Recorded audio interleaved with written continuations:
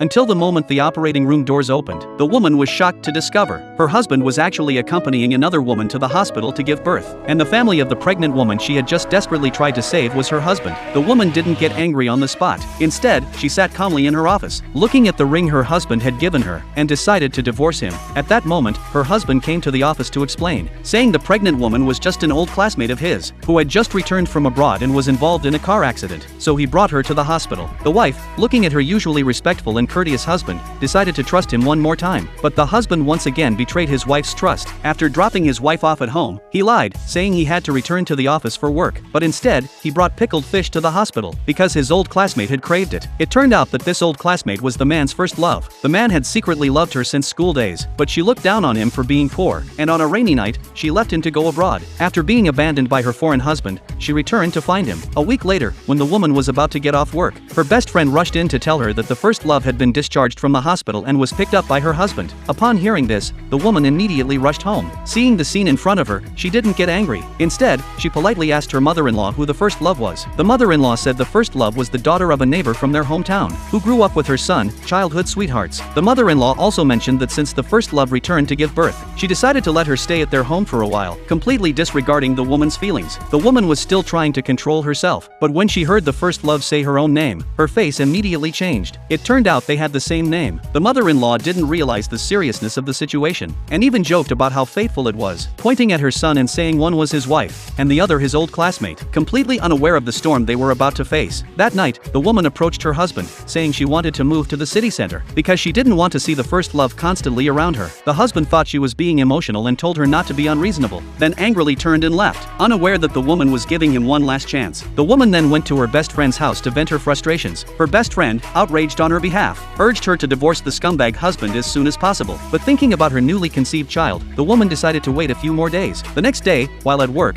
her husband called. Just as the woman hesitated to answer, her best friend grabbed the phone and hung up, saying that a heartless man like him should be ignored for a few days. However, when the woman finished work, her husband was waiting at the hospital entrance. He walked up to her and agreed to move to the city center. She thought her husband had finally come to his senses, but what happened next quickly brought her back to reality. The woman saw the first love standing before her, and turned to ask her husband what it meant. The husband explained that since the city center was closer to the hospital, he planned to bring the first love to live there too, so it would be more convenient for her to have prenatal checkups in the future. At this moment, the woman realized her earlier joy had been for nothing. The only reason her husband agreed to move to the city center was because of the first love. The woman suppressed the anger in her heart. Her husband tried to reassure her, telling her not to overthink things, claiming there was nothing inappropriate between him and the first love. The woman didn't want to argue further, because this time, she had decided to divorce the scumbag husband.